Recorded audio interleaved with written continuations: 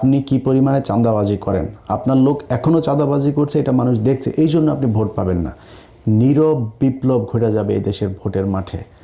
শুধু একটা কথা বলে আসসালামু আলাইকুম। 2024 সালের 5 অগস্টের পর থেকে আমি এই পর্যন্ত তার পরের 6 মাস যদি হিসাব করি তাহলে অনেকগুলো ভিডিওতে বিএনপির ব্যাপারে কথা বলেছি। বিএনপি ক্ষমতায় আসুক এটাও চেয়েছি, এটাও আপনাদেরকে আগেও জানিয়েছি বেশ কয়েকবার। তো তার প্রেক্ষিতে আমরা মনে করেছিলাম যে বিএনপি ক্ষমতায় আসবে এবং একটা ভালো শাসন ব্যবস্থা এই দেশের মানুষকে উপহার দেবে, এটা আমার প্রচণ্ড বিশ্বাস ছিল। কিন্তু দিনকে দিন যে পরিস্থিতি, বিভিন্ন ইস্যুতে, শুধু একটা কোনো বিশেষ ইস্যু না, ধরেন চুপ্পুকে সরানো, এই সবশেষ হ্যাঁ ভোট না ভোটের ভেতরেও বিএনপি না ভোটের পক্ষে অবস্থান নিল। সবশেষ মির্জা আব্বাসকে জিজ্ঞেস করলো একজন সাংবাদিক যে আপনি হ্যাঁ ভোট এবং না ভোট এটার কার পক্ষে অবস্থান নিচ্ছেন। সেটা আমার ব্যক্তিগত ব্যাপার। এটা আপনার ব্যক্তিগত ব্যাপার না তো, আপনি তো ভোটারদের কাছে ভোটও চাচ্ছেন, আপনি ধানের শীষ কাকে ভোট দেবেন বা ধানের শীষের পক্ষে চাচ্ছেন কি চাচ্ছেন না, আপনাকে এটা প্রশ্ন করলে কি আপনি এটা বলতেন? তখন তো বলতেন যে না, অবশ্যই ধানের শীষের ভোট চাই। তাহলে হ্যাঁ ভোট না ভোটের ক্ষেত্রে ওনাদের কথা হচ্ছে যে আমরা এটা আমার ব্যক্তিগত ব্যাপার, এটা বলা যাবে না। তার মানে উনি হ্যাঁ ভোটের পক্ষে নাই। কোনটার পক্ষে সেটা আমরা এখনও জানি না। কিছু কিছু ক্ষেত্রে তো প্রকাশ্যে চলে এসেছে যে বিএনপি কাদের পক্ষে চাচ্ছে। ওনারা না ভোটের পক্ষে ক্যাম্পেইনও করেছেন। হাদির মৃত্যুর পরে বিএনপির লোকজন, বিএনপির যারা ফেসবুকের বিভিন্ন ইয়েতে আছে, ওদের সোশ্যাল মিডিয়াগুলোতে, তাদের অনেককে দেখেছি হাদিকে নিয়ে তারা বাজে কথাবার্তা বলেছে। তো এইভাবে একটার পর একটা যতগুলো ঘটনাতে আমরা দেখেছি, সবশেষ যদি আপনি মির্জা ফখরুলের কিছু বক্তব্য যদি শোনেন যে আওয়ামী লীগকে সরাসরি লাইসেন্স দিয়ে তারপরে বাংলাদেশের রাজনীতির মাঠে নামিয়ে দিয়েছেন তারা। যত মামলা আছে আওয়ামী লীগের বিরুদ্ধে আমরা সমস্ত মামলাগুলো তুলে নেব। এখন আমাদের যারা এখানে নৌকা ভরতে না সারা বাংলাদেশে, আমি আপনাদেরকে এইটুকু আশ্বাস দিতে পারি যে আপনাকে হতাশ হবেন না, ধানের শীষ আপনাদের পাশে। আচ্ছা, মির্জা ফখরুলদের এই বক্তব্যের যে কোনো কার্যকারিতা না, এটাতে কোনো সমস্যা হচ্ছে না তা না। দেখেন, একটা জিনিস মনে রেখেন, বিএনপির কিছু মানুষ আওয়ামী লীগের সাথে আতাত করে গত 15 বছরও চলেছে। এই মির্জা আব্বাসের কথাই যদি বলেন, মির্জা আব্বাসের ঢাকা ব্যাংকের কোনো সমস্যা হয় নাই, মির্জা ফখরুলের কোনো সমস্যা হয় না। মির্জা ফখরুল হসপিটালে গিয়ে এক অবরোধ ডাকার পরে তিনি হসপিটালে গিয়ে বিএনপির এক বড় নেতা, নাম বলতে চাই না, সেই বড় নেতাকে তিনি বলেছেন যে খালেদা জিয়ার কথা বলতে গিয়ে যে মহিলার পাগল হয়ে গিয়েছে, এখন তো ওনার কী দরকার ছিল অবরোধ ডাকার। এই মির্জা ফখরুল ওনাদের জেলখানায় যখন নেওয়া হতো, জেলখানায় নেওয়ার পর থেকে সোনারগাঁ হোটেলে নিয়েও রাখা হয়েছে রাতের বেলা, এগুলো আমরা শুনেছি। সো তাদের কোনো সমস্যা হয়নি। সমস্যা বিএনপির সাধারণ কর্মী, যারা ভারতকে ঘৃণা করে, যারা বাংলাদেশের সার্বভৌমত্বে বিশ্বাস করে, যারা অন্যের চুরি করে আনা জাতীয় সঙ্গীত গাইতে চায় না, যারা এই দেশে ভারতের যে আধিপত্যবাদ এটাতে বিশ্বাস করে না, এটার বিরুদ্ধে কথা বলে, তাদের সবারই সমস্যা হয়েছে, এখনও সমস্যা হচ্ছে। ভবিষ্যতেও যদি আবার ফের আওয়ামী লীগ রিটার্ন করে, সেই ক্ষেত্রে তাদেরই সমস্যা হবে। যেই কারণে তাদের মূল যেই লোকজন আছে, এদের কথাতেই যে বিএনপির সব কিছু হয় তা না, কিন্তু এটার কিছু ব্যাপার আছে। এগুলো যখন বিএনপি দলীয়ভাবে সব জায়গায় একইভাবে কথা বলতে থাকবে, তখন আওয়ামী লীগের লোকজন যারা এতদিন ধরে গা ঢাকা দিয়েছিল, পালিয়েছিল, একটু আতঙ্কে থাকতো, ইতস্তত করতো, ভয় পেত প্রকাশ্যে আসতে, সেই মানুষগুলো কিন্তু এখন আবার নতুন করে মাঠে আসতে শুরু করেছে। এবং একটা জিনিস মাথায় রেখেন, এই আওয়ামী লীগ তাদের বন্ধু বিএনপিও না, জামাতও না, এনসিপিও না, এই দেশের সাধারণ মানুষও না। তো তাদের শত্রু কিন্তু সবাই। তারা কেউ জামাতের সাথে মিলেছে, কেউ বিএনপির সাথে মিলেছে, যার সাথে মিলেও তাদের উদ্দেশ্য কিন্তু একটাই, জামাতের সাথে থেকে বিএনপিকে পেটাবে, বিএনপির সাথে থেকে জামাতকে পেটাবে, বিএনপির সাথে থেকে এনসিপিকে পেটাবে। এগুলো হচ্ছে তাদের মূল টার্গেট এবং সেটাই হচ্ছে। আমি বিশ্বাস করি গত কালকের যে ঘটনা, রেজাউল করিম যিনি মারা গেলেন শেরপুরে, এই ব্যক্তিকে যেভাবে ইট মাথায় নিয়ে উপরে তুলে তারপরে তাকে যেভাবে পেটানো হলো, কোপানো হলো, এটা বিএনপি করে, বিএনপির লোকজনের কাজ এটা না। বিএনপি জীবনও এত হিংস্র হইতে পারে। নিজের চোখের সামনে দেখা হরতাল তো দেখে এসছে।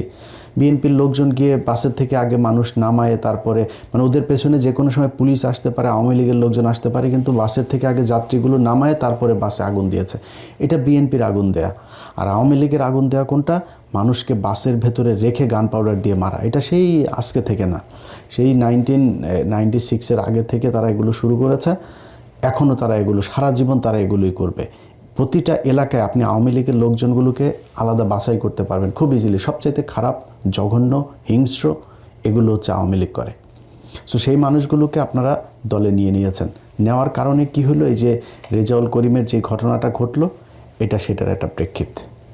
আমি এটার বাইরে কোনো কিছু মনে করি না। গত কয়েকদিনে জামাত ইসলামের অনেক মানুষই তো আছেন যে জামাত ইসলামের কেন নারীদেরকে কেন সামনে রাখা হয় না, নারীদেরকে নির্বাচন করতে দেওয়া হয় নাই কেন, নারীদেরকে বাইরে আসতে দেওয়া হয় না কেন, এটার বিরুদ্ধে কেন জামাতে, নারীদের বিরুদ্ধে যারা এই অধিকারের কথা যারা বলে, সেই মানুষগুলোর একজন ক্যান্ডিডেট হওয়া তো বহু পরের কথা। একজন সাধারণ কর্মী হিসাবে মানুষের বাড়িতে বাড়িতে গিয়ে তারপরে তাদেরকে দাওয়াত দিচ্ছে, তাদেরকে ভোট চাচ্ছে।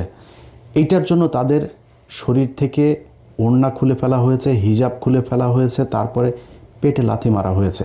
এই পর্যন্ত 2টা ভিডিও আমার চোখে পড়েছে। আমি বলতে চাচ্ছি, আমার বিএনপির নেতৃবৃন্দ ওই জামাতের মেয়েদের ছায়া খুঁজে দেবে বলে দিলাম।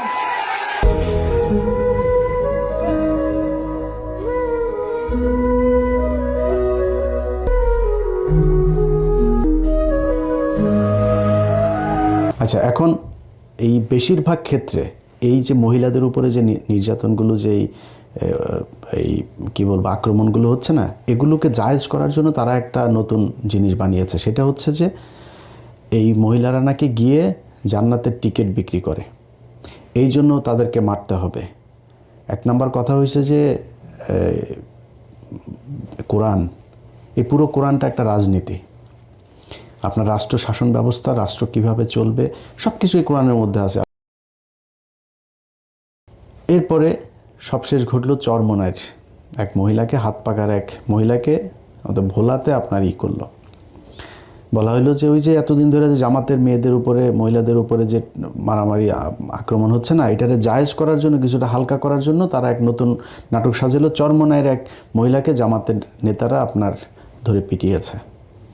তো সেই ভিডিওটা আপনারা নিশ্চয়ই সোশ্যাল মিডিয়াতে দেখেছেন। সেই ভিডিও দেখার আপনারা বলেন যে এই ভিডিওটা আপনারা দেখছেন, এই ভিডিওর মাঝখানে কোনো জায়গায় আপনি দেখেছেন যে জামাতের কোনো নেতা, এখানে 2টা পক্ষ, একা যে ব্যক্তি সেই ব্যক্তি সম্ভবত চরমনাই, বা মানে 2টা পক্ষের, এক পক্ষ জামাত, এক পক্ষ চরমনাই, আমি এটা কনফার্ম হইতে পারিনি যে কোন পক্ষ কোনটা, কিন্তু যেই পক্ষই হোক, মারামারিটা যে সেখানে হচ্ছে, সেই মারামারির ভেতরে পুরুষ, এখানে কোনো নারী নেই, কোনো নারীর উপরে কেউ গায়ে হাত তোলে নাই।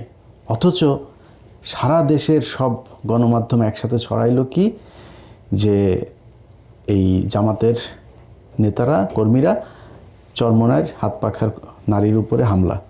ভাই, আপনি তো ভিডিও দিচ্ছেন, আপনি নিউজে যে ভিডিওটা দিচ্ছেন সেইখানেই তো আপনি দেখছেন যে এটা যে কোনো নারীর উপরে হামলা হয় নাই, অথচ সেটা করলেন।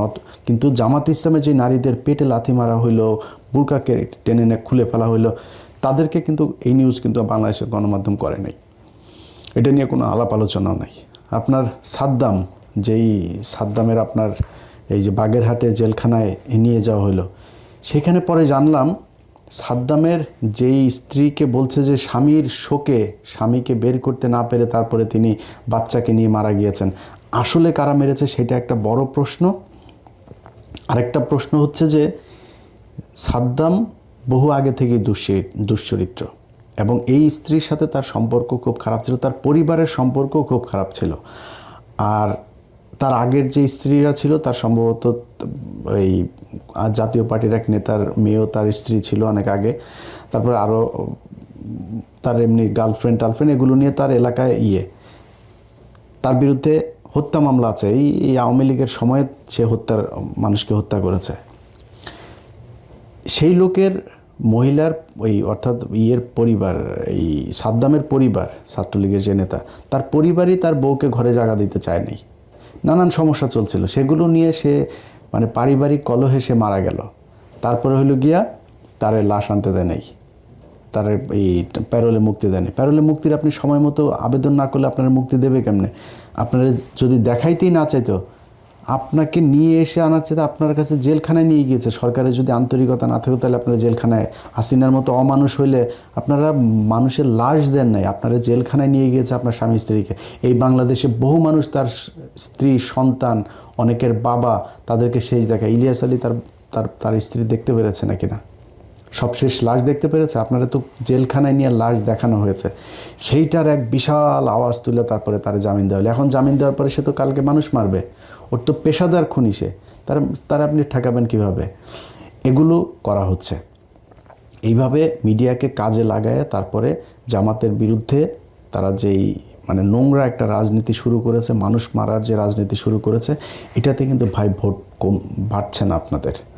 আমি একটা জিনিস বললাম, নির্বাচনের এই আগের দিন থেকে 2024 সালের 5ই আগস্ট পর্যন্ত আপনি প্রতিদিন যদি মাপেন, প্রতিটা সেকেন্ডে বিএনপি ক্ষতিগ্রস্ত হয়েছে। প্রতি সেকেন্ডে নিজেরা নিজেদেরকে ক্ষতিগ্রস্ত করেছে। চাঁদাবাজি, ধান্দাবাজি, খুন, মামলা বাণিজ্য থেকে শুরু করে যা যা আছে, আপনি এলাকার কোনো মানুষ যারা সরাসরি রাজনীতির সাথে জড়িত না, এখন সোশ্যাল মিডিয়া অনেক ভিডিওতে দেখা যায় যে এক জায়গায় গিয়েছে, ওই নাসিরউদ্দিন পাটোয়ারি এক জায়গায় গিয়েছে আর মহিলারা বলছে হ্যাঁ আমরা সবাই ধানের শীষ।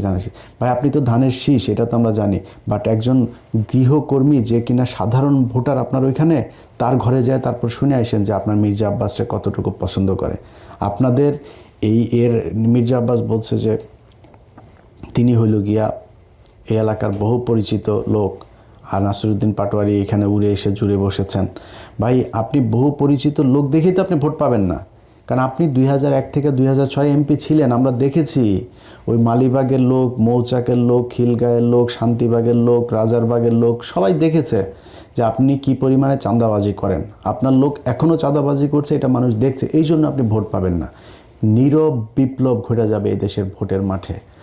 শুধু একটা কথা বলে রাখলাম, এই দেশের বহু আপনাদের অনেক বিশেষজ্ঞরা আছে না, যারা এখন জামাতকে 25টা আসন দিচ্ছে আর বিএনপি 350 আসন পাবে, এরকম জরিপ টরিপ হচ্ছে না? এই জরিপ আমরা ডাকসু নির্বাচনের সময় দেখেছি। ওই ডাকসু নির্বাচনের আগে দিয়ে আমরা বলেছিলাম যেটা, সেটাই হয়েছে, সামনেও সেটাই হবে। আমরা চাই ভাই, খুব বেশি গ্যাঞ্জাম লাগাইতে চাই না, কোনো কারোর পক্ষে একদম সরাসরি অংশ নিতে চাই না, কিন্তু আমরা কিন্তু ভাই ধান্দাবাজি করার জন্য এই 6 বছর এইভাবে একদম নিজের পরিবার, নিজের জীবন বিপন্ন করে তারপর আওয়ামী লীগের বিরুদ্ধে কথা বলি নাই। আমার এই কটা টাকা পয়সা দিয়ে তারপরে কারোর পক্ষে বলাবেন যেটা অনৈতিক কথা, অবিচার, সেটার পক্ষে কথা বলা, এটা আমারে দেওয়া হবে না। সো আপনারা বাধ্য করছেন এগুলো নিয়ে কথা বলাইতে, আলোচনায় আসতে, এটাতে কিন্তু আপনাদের ভোট নষ্ট হচ্ছে। সো সাবধান হয়ে যান। যদি সাবধান না হন সেক্ষেত্রে 12 তারিখ আসতে আসতে যেভাবে গ্র্যাজুয়ালি আপনারা ডাউনে গিয়েছেন না, আস্তে আস্তে যাইতে থাকবেন, যায় দেখবেন যে পরিস্থিতি খুবই ভয়ঙ্কর। সেইখান থেকে বের হয়ে আসতে পারবেন কিনা, বাংলাদেশের মানুষ কিন্তু এখন কথা বলতে পারে। বাংলাদেশের মানুষ যা দরকার সেটা তার মুখ থেকে সে বলে আদায় করার মতো সেই ক্ষমতা, সেই সাহস কিন্তু তার এখন আছে। আগের এই হাসিনার সময় না, 2018 সাল আর 24 সালের নির্বাচনের মতো এই দেশে আরেকটা নির্বাচন করতে পারবেন না। আপনি নির্বাচনে ভোট পাবেন, ভোটার আপনাকে ভোট দেবে, দেওয়ার জন্য যা যা করা দরকার সেটা করেন। এইসব মিথ্যা কথাবার্তা, প্রোপাগান্ডা ছড়ায়া মানুষকে নাটক টাটক করে এগুলো করে জিততে পারবেন না। আল্লাহ হাফেজ।